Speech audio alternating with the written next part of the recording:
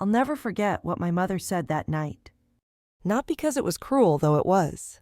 Not because it caught me off guard, because it didn't. But because it was the first time she finally said out loud what she'd always believed. I'm sorry. But she's not blood.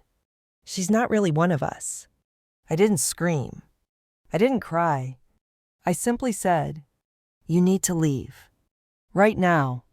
And just like that, I closed the door on my parents, on decades of silence, guilt, and hollow family traditions.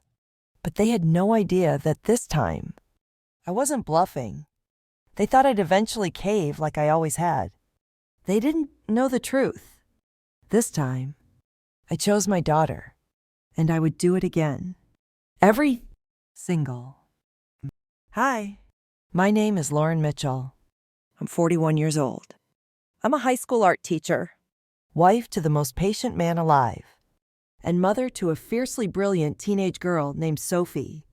Technically, I adopted Sophie when she was 3, but she's never been technically anything to me. She's just mine. This is not a story about an adoption. It's not even really a story about a wedding. This is a story about what happens when you finally stop asking your family to see you and your child as human. Before we dive in, take a moment to hit that subscribe button. And if this story touches something in you, leave a comment. I read every single one. Now let's start at the beginning. Looking back now, I realize that invitation wasn't the start of anything. It was just the most obvious sign. The bright red flag I couldn't rationalize anymore. The truth is, this had been building for years, and Sophie, she had learned to carry the weight of it quietly. I still remember one Christmas when she was 8. She had drawn this beautiful little picture of our family, just the 3 of us, me, and her standing next to a crooked tree and a stack of badly wrapped presents. She'd even added a little heart between us. It was simple, sweet. She gave it to my mom. Proud and hopeful, my mom looked at it, smiled politely, said, "Thank you, sweetheart," then set it aside. Didn't put it on the fridge. Didn't hang it with the other grandkids' drawings. Didn't mention it again. Later that night, Sophie asked me, "Why isn't mine up there too?" I didn't know what to say, because the truth felt too cruel, and the lie felt too empty. When she was 6, she told my dad she wanted to be an artist. He chuckled and said, "That's cute, but you'll need something more practical than that." She stopped talking about art for almost a year. At family dinners, she'd offer to help in the kitchen, but no one asked her to stay. At parties, she'd wear her best dress, smile carefully, wait to be noticed. They never meant to be unkind. I think, but they were indifferent. And indifference, especially to a child, can feel a lot like rejection. It was always the little things. A missing name on a birthday banner. A photo collage where she was cropped out. The way they'd say, "Your daughter," instead of Sophie. No one ever said she wasn't family, but no one ever made her feel like she was either. And I tried. I tried to explain, to smooth things over. I gave them excuses. They're not used to this. They don't mean anything by it. They'll come around. But as Sophie got older, she stopped waiting. And that was the part that scared me. One time, when she was 12, Brittany invited us to her engagement party. Or rather, she added us to a mass text. No personal message. No, can't wait to see you. Just the time. The date. The location. I told myself it didn't matter. We'd show up anyway because that's how things change. By staying present, Sophie picked out a pale blue dress. She even asked to borrow one of my bracelets. She looked beautiful that day. Nervous, but excited. We walked in. Brittany gave me a quick hug, glanced at Sophie, then turned to greet someone else. She didn't say, "You look so grown up." Didn't ask how school was. Didn't even say hi. Sophie stood beside me the entire 20 minutes we stayed. Didn't eat, didn't talk, just kept her hand in mine. On the way home, she said quietly, "I don't think she likes me." I said, "She doesn't know you." She replied, "She's had 10 years. I didn't have an answer for that. Because she was right. And deep down, I think they all believed Sophie was temporary. Like one day, I'd have my own child, and this would all become a sweet footnote. Remember when Lauren adopted that little girl? Moment.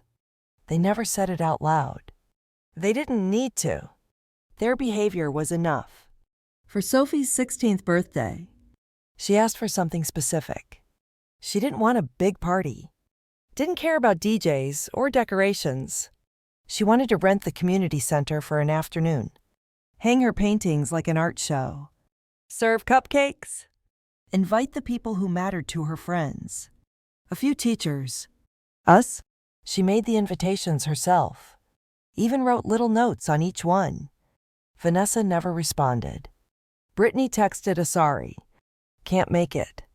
My parents showed up 30 minutes late with a generic card that said, "To a sweet girl," and a folded $20 bill inside. Sophie thanked them. Of course, she always had manners. Afterwards, she helped clean up the space in silence. Didn't say much. But that night, while David and I did the dishes, I found one of her sketches. It was a drawing of the party. She, David, and I were standing in front of her paintings. Except, our faces were blank. No eyes. No mouths. Just outlines. That broke me more than anything. Not because she was angry, but because she wasn't. Because the absence didn't shock her anymore. She had stopped expecting them to show up. So when Vanessa's wedding invitation arrived with that 18+ only line, and no call, no note, no mention of Sophie at all, I knew this wasn't about some policy. It wasn't about consistency. It was about exclusion. Dressed up as etiquette. And I didn't yell, didn't demand an explanation, didn't beg them to reconsider. I simply went online and clicked, "Not attending." That should have been the end of it. But of course, it wasn't. The next day, Vanessa texted me. "Hey, just saw your RSVP. Everything okay?" Followed by, "If this is about the age thing, we're being super consistent with everyone. Nothing personal." Right. Not personal. Except that Sophie was her niece. And 17. Not 7. I didn't respond. Didn't need to. But the silence made them panic. Soon, Brittany messaged. "Vanessa says you're not coming." What's going on? Then my mom called. She never calls me just to talk. I answered. Already bracing. She said, "I heard you're not going. Is this really about the age limit?" I said, "Sophie's not invited. I'm not going without her. She's almost 18. There was a pause. "It's not like she's a little kid. She's family." I almost laughed. She said that with such confidence. Like it was a fact. Like they hadn't spent 17 years proving the opposite. She added, "Don't punish your sister over this. It's just one night." But that's the thing. It was never just one night. It was every night. Every holiday. Every moment they made my daughter feel like a guest in her own family. I hung up.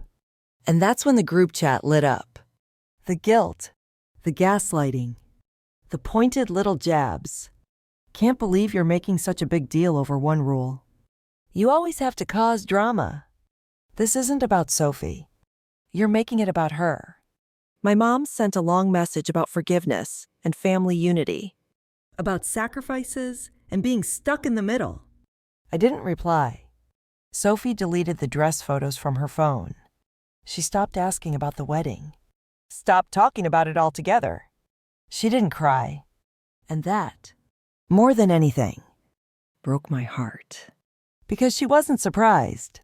She had already learned what I had spent too long trying to unlearn. That not everyone who shares your blood will choose to see you. And some people would rather lose you than confront their own discomfort. I thought my silent RSVP would speak for itself. But silence, it turns out, is the loudest thing you can say in a family like mine. I didn't post anything. Didn't start a fight. Didn't write some long message about how hurt we were. I just didn't go. And neither did Sophie. We spent the wedding weekend at home. David made French toast for breakfast. Sophie painted in the sunroom with her headphones on. And I, for the first time in months, finished a book. Start to finish. No one cried. No one yelled. No one asked us to shrink to fit someone else's version of family. It wasn't rebellion. It wasn't dramatic. It was quiet. It was peace. But apparently, peace is provocative when you've always been the one to keep the family gatherings running. Christmas came a few weeks later, and that's when everything exploded. For years, I had hosted Christmas, not because I loved it, not because anyone really appreciated it, but because I felt like I had to. The folding chairs came out of the garage. The extra leaf went in the dining table. I planned the meals, made the shopping lists, polished the wine glasses, wrote everyone's names on place cards. And they just showed up. Ate, drank, complained about traffic, left early. Sophie always tried. She baked cookies, hung lights, wrapped small, thoughtful gifts. And every year, I watched her scan the room, looking for a soft place to land, for someone to pull her in. But it was always me. Just me. So this year, I made a quiet decision. No announcement. No dramatic speech. I just didn't send out the invite. David asked about it in early December. We were folding laundry. He held up a Santa-themed table runner and said, "Should I go ahead and get the folding chairs?" I shook my head. No extra seats this year. He didn't ask why. Didn't need to. And Sophie? She didn't ask either. I think she knew before I did. The family group chat, though, it came alive like a string of firecrackers. Who's bringing dessert to Lauren's this year? Are we still doing Christmas Eve dinner at your place? Do you want us to come early, like usual? I didn't reply.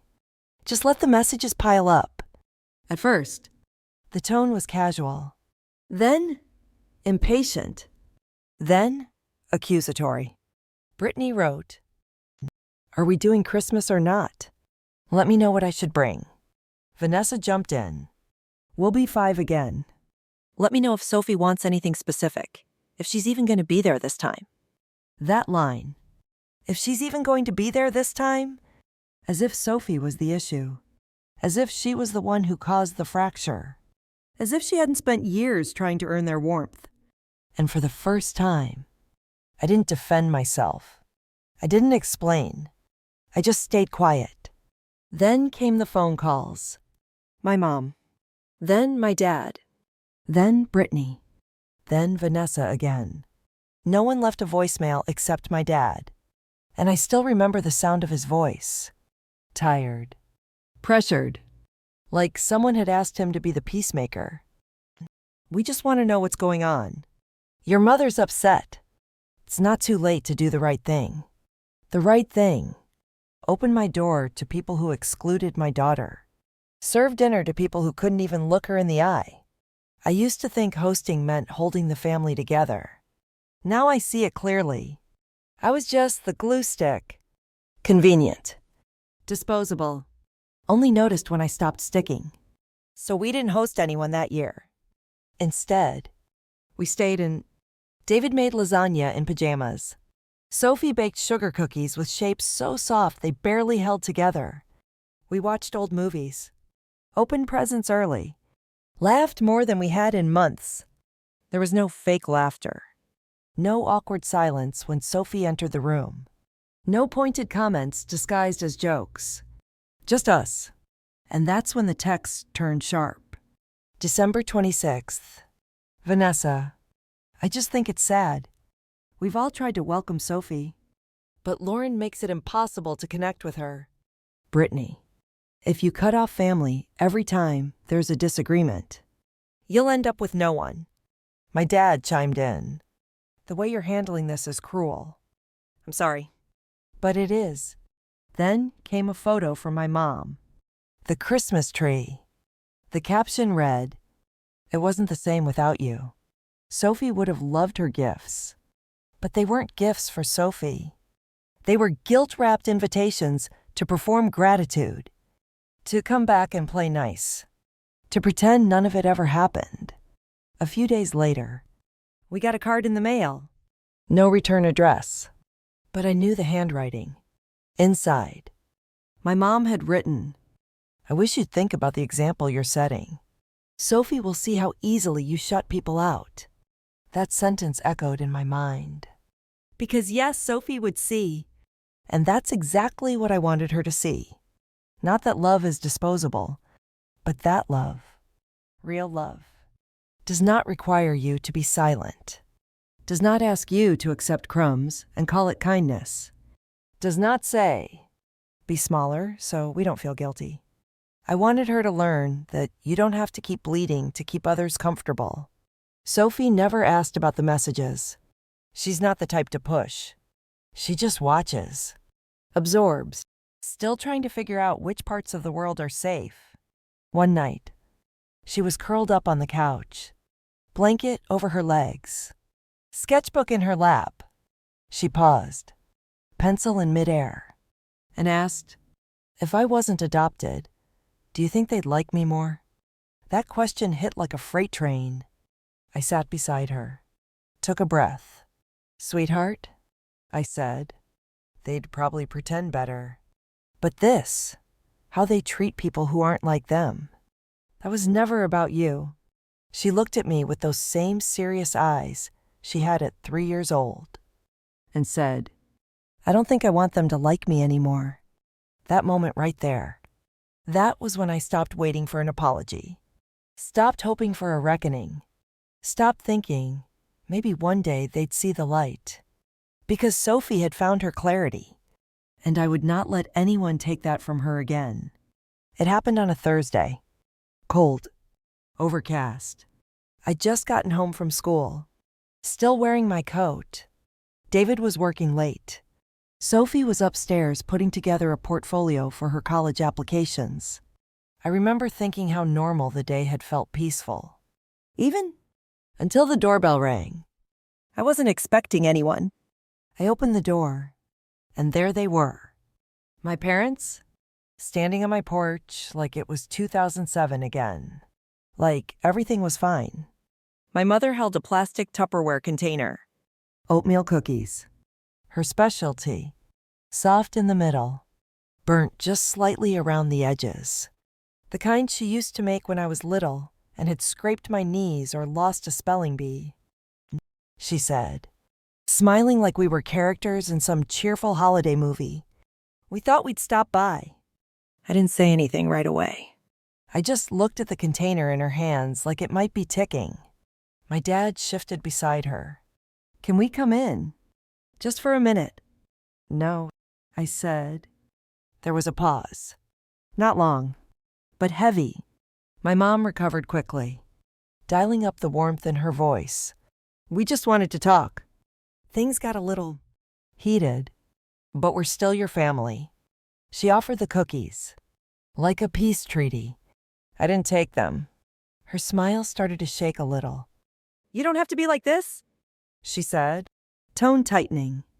"We know it's been hard raising a teenager, pushing everyone else away.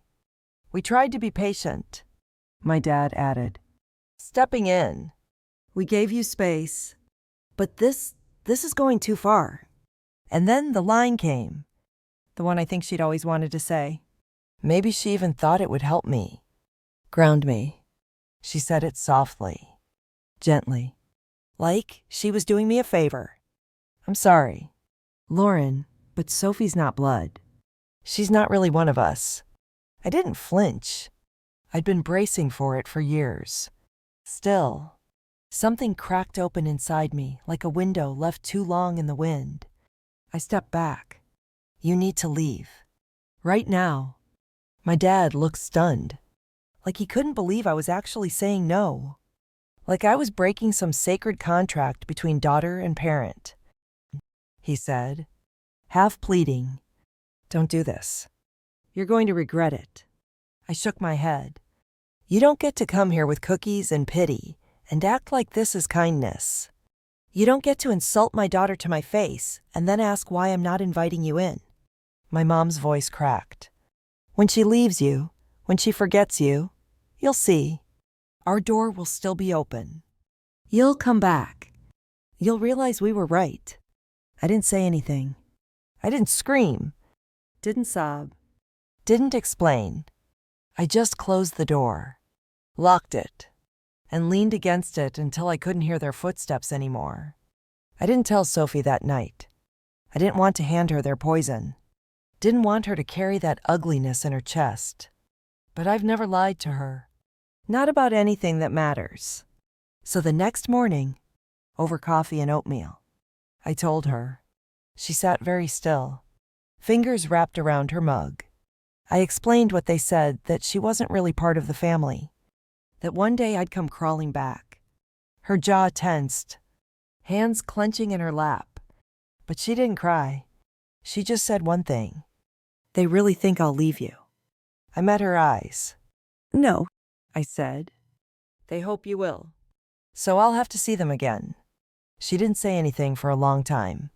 Then, finally, with a slow, steady voice, she said, "They don't get to hope things about me." I thought that would be the end of it. I should have known better. A week later, my cousin Sarah forwarded me an email. Brittany had sent it to the extended family. It was long, rambling, passive-aggressive in the way only Brittany could pull off.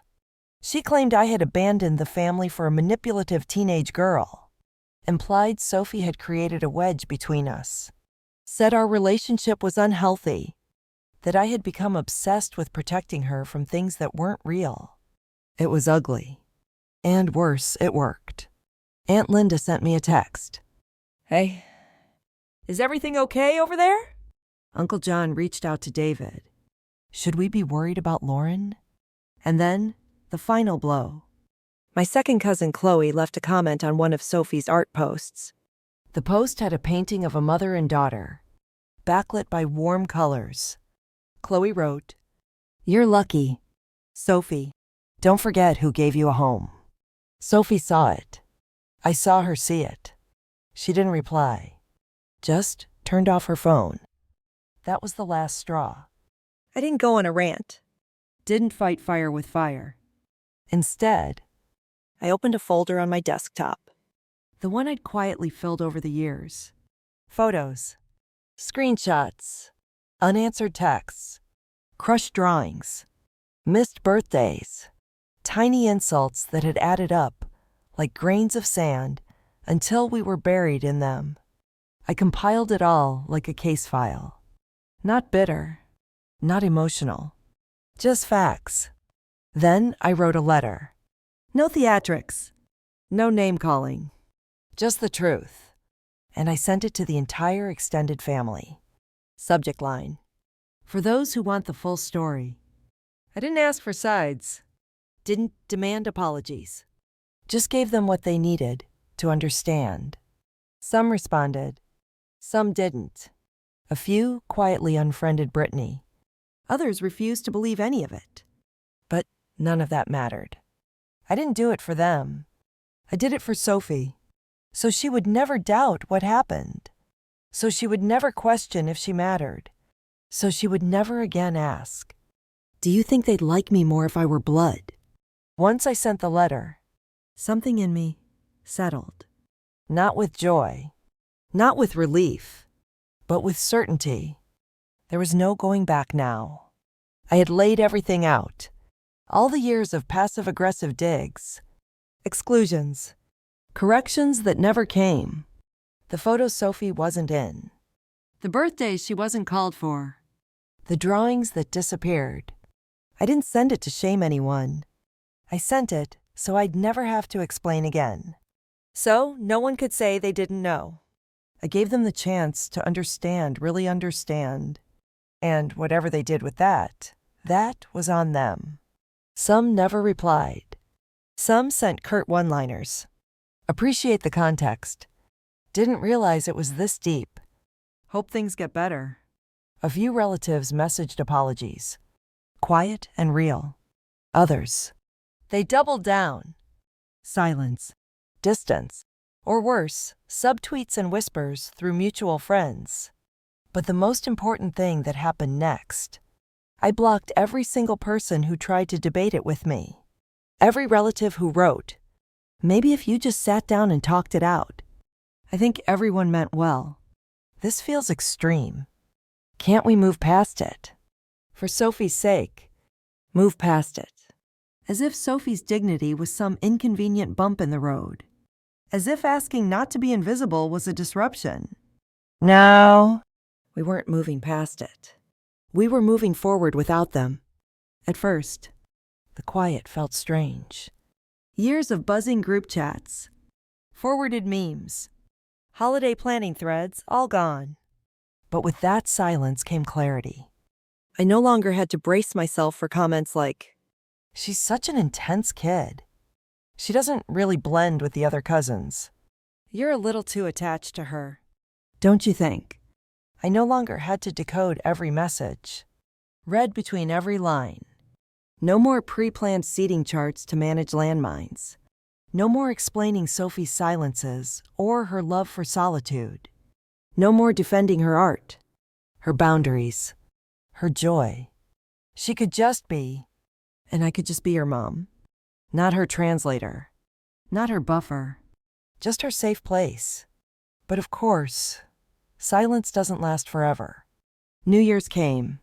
David and I toasted with tea instead of champagne. Sophie fell asleep on the couch, with a half-eaten cookie still in her hand. There were fireworks somewhere outside, muffled through the windows. David looked at me over the flickering TV screen. "Do you miss them?" I didn't answer right away. Did I miss the people? Not really. What I missed, if anything, was the idea of them. The version of family I used to believe in. The one where everyone shows up. Where no one feels like an outsider. Where no one's love comes with fine print. But that version, it had never really existed. So I said it out loud. No, I don't miss them. I miss who I wanted them to be. David nodded and didn't say another word. Just reached over and held my hand. Sometimes that's all you need. The text didn't stop, though. A few days later, my dad messaged again. "Your mother hasn't been sleeping. She feels like she's lost you. We know we messed up. But shutting everyone out, that's not who you are." That last line stuck with me. That's not who you are. As if he still believed he knew me. As if he hadn't spent the last decade ignoring every shift, every boundary, every choice I made to protect Sophie. I used to wonder that, too. Used to ask myself if I was being too harsh, too sensitive, too cold. But now, I know exactly who I am. I am someone who will not apologize for choosing the child who chose me. I am someone who will not confuse peacekeeping with self-erasure. I am someone who knows that love without safety isn't love at all. And then came the final blow. A voice memo. "Vanessa." I saw the notification while folding laundry. I stared at the screen for a full minute before I hit play. Her voice was steady, but every sentence carried a blade tucked inside. "I just think it's really sad. You used to talk about how much you loved Sophie, but now it feels like you're using her as a shield. Like anytime someone doesn't treat her like royalty, you cut them out. That's not healthy. That's not parenting. That's obsession." I stopped listening, deleted the message, blocked her number. Because if protecting a child from emotional starvation is obsession, then I'm obsessed. If ensuring my daughter never again has to wonder whether she's worthy of being seen, heard, loved, is too much. Then I'm proud to be too much. I'm unapologetically, fiercely, completely obsessed with making sure she never again has to earn a place in someone's family. After that, the silence returned. But this time, it didn't feel strange. It felt earned. I knew they were still talking, still rewriting the story, still playing the victims in rooms I no longer entered. That was fine. Let them say what they wanted. They gave up their right to know her. They gave up their right to us. And there would be no big showdown, no last word monologue, no dramatic reconciliation scene. There would only be this space and the peace that finally filled it. Weeks passed. No new messages. No surprise visits. Just quiet. For the first time in a long time, I started to believe maybe it was over. That they'd finally stopped trying to pull us back into the role they wrote for us. Maybe they'd accepted the distance. Maybe they'd learned something. But people like that, they don't go quietly. And they certainly don't leave a narrative alone if they're not the one telling it. So, when Sophie got an email notification from the community gallery where she'd submitted her art portfolio, she was excited until she opened it. A forwarded message sent to the gallery from Brittany, claiming that Sophie's work, while technically impressive, was emotionally unstable, that she wasn't a good representative of our family values, that the gallery should consider the larger picture. No signature, just her name in the sender line. Sophie didn't say anything right away. She just handed me the laptop, stood up, and walked to her room. I followed. When I opened the door, she was sitting on her bed, sketchbook closed in her lap. Do I still have to pretend they're trying? It wasn't a question. It was clarity. I sat beside her. No, I said. You never did. She looked at me, and I'll never forget what she said next. Then I think I'm ready to stop being polite. The next morning, Sophie posted a new piece to her online art portfolio. It was simple. Muted palette. 3 figures. A woman standing with her back turned. A girl looking straight at the viewer. And a group of faceless people behind a wall of flowers. The caption read, "Family isn't who tells your story. It's who lets you tell your own." The gallery kept her in the show. They even bumped her to a featured artist slot. She didn't ask me to read the email she sent them, but I knew it was powerful. Because Sophie doesn't waste words. And for the first time in her life, she wasn't asking to be accepted. She was telling the truth. That's when I realized something. They hadn't just underestimated me. They had underestimated her. A few days later, Vanessa tried again. This time, she posted on Facebook a long, winding post about grief over estrangement. How some people cut ties over one misunderstanding. How true family loves unconditionally, even if you disagree. It wasn't subtle. She tagged no one, but the comments told the story. You're so strong for sharing this. Some people just don't understand loyalty. That niece of yours never deserved your kindness. It would have broken Sophie 5 years ago. Now, she saw it, rolled her eyes, and said, "Imagine being that dramatic on the internet instead of just apologizing." We laughed. Not the sharp laugh of bitterness, but the deep, settled kind of laughter that comes when the pain no longer owns you. Still, the final moment of confrontation came quietly, almost forgettable in its delivery if it hadn't been so revealing. It was another knock on the door. This time, just a single envelope. No one there when I opened it. No return address. Just Lauren written in my mother's cursive. Inside was a single page. I hope one day you remember who we are. Blood is forever. That girl will leave you when she's grown. We'll be here when she does. Mom. There it was. Not even a name. Not Sophie. Not your daughter. Just that girl. Even now. After everything, even when Sophie was weeks away from turning 18, even with a college acceptance letter on our fridge, even after the cookies and the voicemails and the voice memos, she still couldn't say her name. I folded the letter, tossed it in the trash, didn't say a word to David. But Sophie must have known, because that night, she came downstairs with something in her hand. It was a sketch. Not for class, not for posting, just a simple pencil drawing. Me, sitting on our front steps, the porch light behind me, the door open, and Sophie, standing just behind me, her hand on my shoulder. At the top, she'd written, "I'm not going anywhere." I looked at her. "Promise?" I asked. She nodded. "You kept yours. I'm keeping mine." That was the last time we heard from them.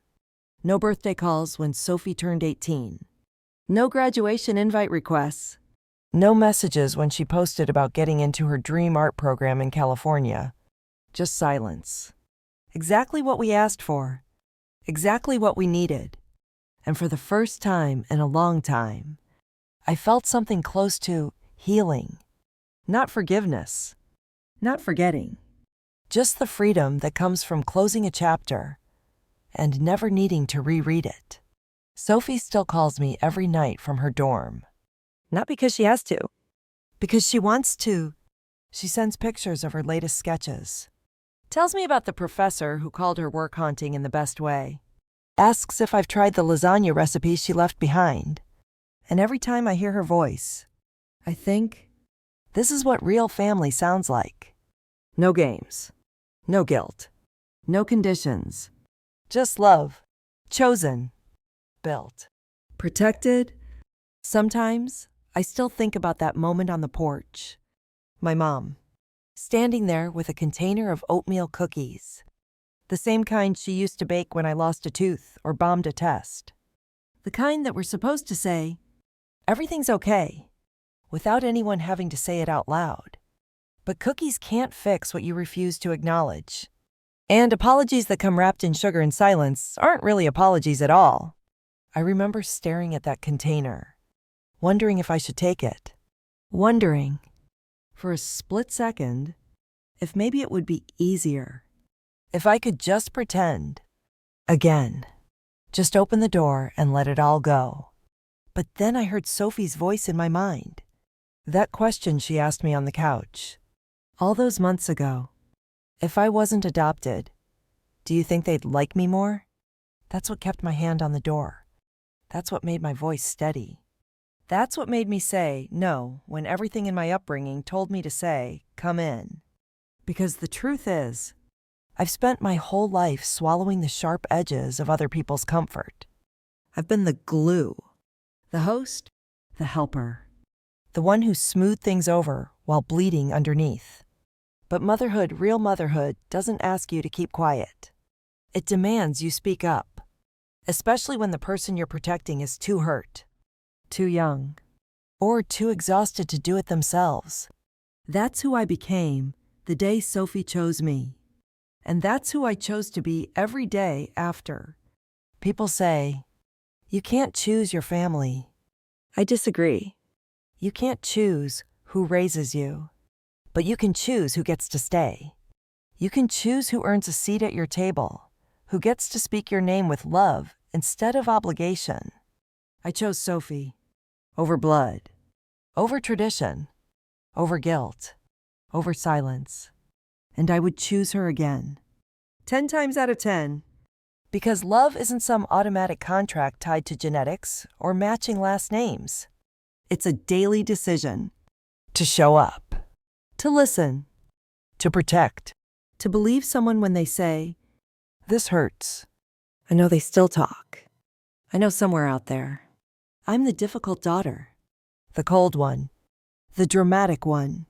The one who let a teenage girl ruin the family. Let them say what they want. They're not wrong about one thing. That teenage girl did change everything. She changed me. She made me stronger, softer, more honest. She showed me the difference between keeping peace and keeping people whole. She taught me that belonging isn't about being tolerated. It's about being cherished. And if that makes me obsessed, then I am proudly, irrevocably obsessed. Sophie's in college now. Top of her class in her art program. Still sketching like the world depends on it. She still calls me every night. Sometimes just to say hi. Sometimes just to breathe on the line for a moment and know I'm there. The other day, she told me about a new piece she's working on. It's a self-portrait, but not of her face. It's her shadow reaching toward light. She said it doesn't need features anymore, because what matters is the shape of the reaching. I asked her what she was going to call it. She said, "Chosen." And I thought, that's it. That's the word I've been looking for. Not broken, not complicated, not estranged. Chosen. We chose each other, over and over and over again. So if you're still wondering if I did the right thing, if walking away from family was too much, let me ask you this. What would you have done? If your child asked you, "Do they love me?" and your silence answered louder than your words, would you still set the table for the ones who ignored her? Would you still pour wine for the ones who couldn't say her name? Would you still hand over the holidays? Just to keep the peace? Or would you finally say, "She matters more"? Because that's what I said. Not with a speech, not with drama, but with every quiet decision that followed. With every empty seat I didn't fill. With every text I didn't respond to. With every moment I looked at Sophie and thought, "You're worth all of this." And more. So, no, I don't miss them. I miss the idea of them. But that version never really existed. What I have now, it's smaller, quieter, but it's real. And real love. Real family. It doesn't flinch. It doesn't make you earn your place. It stays, even when the cookies go stale. Now, I want to ask you something. Have you ever had to choose between keeping your peace and keeping your family? Did you ever shrink yourself to make others more comfortable? And if so, was it worth it? Let me know in the comments. Because maybe, just maybe, your story might be the one someone else needs to hear today. Thanks for listening. And if you're still here, don't forget to like, subscribe, and share this story with someone who needs it. And if no one's told you today, you're allowed to choose peace. You're allowed to choose yourself. And you are absolutely allowed to choose love that chooses you back.